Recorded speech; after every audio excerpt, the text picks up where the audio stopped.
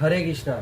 गोस्वामी जी रामायण में लिखते हैं, आखिर हमें साधु को संगत क्यों करना चाहिए। सबसे पहली बात यही आती है कि भाई हम साधु को संग में क्यों रहे। यानी कि नौधा भक्ति में भी प्रभु श्री राम जी कहते हैं, प्रथम भक्ति संतन कर संगा। आखिर ये चीजें इतनी इम्पोर्टेंट क्यों है कि पहले भगवान ने यही कहा कि अगर आप भक्ति में आना चाहते हो तो सबसे पहले, यानी कि भक्ति का क शब्द यही है कि भाई सबसे पहले हमें साधुओं को संग करना है। और कुछ भी ना करे चलेगा, लेकिन सबसे पहले अगर भक्ति आप करना चाहते हैं, अगर डायरेक्ट आप मतलब माला जप करने लगे, डायरेक्ट ठाकुर जी की सेवा करने लगे, तो आप कहीं चूक सकते हैं, कहीं आपकी भक्ति में दिक्कत आ सकती है।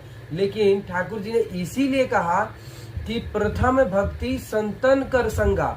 उसी बात को रामायण में गोस्वामी जी कॉन्फर्म करके लिखते हैं कि सठ सुधरहि सतसंगति पाई, पारस परस कुघात सुहाई। यानी कि 60 भी व्यक्ति सुधर जाता है संगति पाके।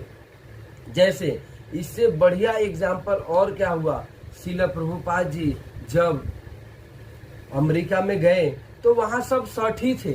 60 मतलब मूर्ख, दुष्ट, कुछ भी कह सकते हैं। 60 मतलब दुष्ट आदमी या मूर्ख, है ना। अमेरिका में जब श्रील प्रभुपाद जी गए तो सब वहां 60 ही थे, मतलब मूर्ख ही थे, सब उल्टे सीधे काम कर रहे थे। लेकिन एक साधु को संग करने के वजह से वो सब क्या हो गए, संत बन गए। उसी बात को कॉन्फर्म करके तुलसीदास जी लिखते हैं कि 60 सुधरहि संगति पाई। 60 भी अगर साधु की संगत करता है तो वो संत बन जाता है, सुधर जाता है। उसी बात को, इसी बात पे जोर देते हुए भगवान राम कहते हैं कि प्रथम भक्ति संतन कर संगा। अगर आप संत के संग खाली कर रहे हो तो सुधर जाओगे, तो आप भक्ति करना प्रारंभ कर जाओगे। पहले भगवान के बारे में जानोगे, संत कैसे रहते हैं, कैसे खाते हैं, कैसे उठते हैं, कैसे बैठते हैं, कैसे ठाकुर जी की सेवा करते हैं। ये सब एक संत की आचरण से हमें सीख मिलती है, जो हमें डायरेक्ट नहीं मिलेगी, कोई पुस्तक भी पढ़ के नहीं मिलेगी। हमें फिजिकली संत के संग करना ही पड़ेगा। अगर भक्ति में आगे बढ़ना है तो फिजिकली हमें संत की संग करना ही पड़ेगा।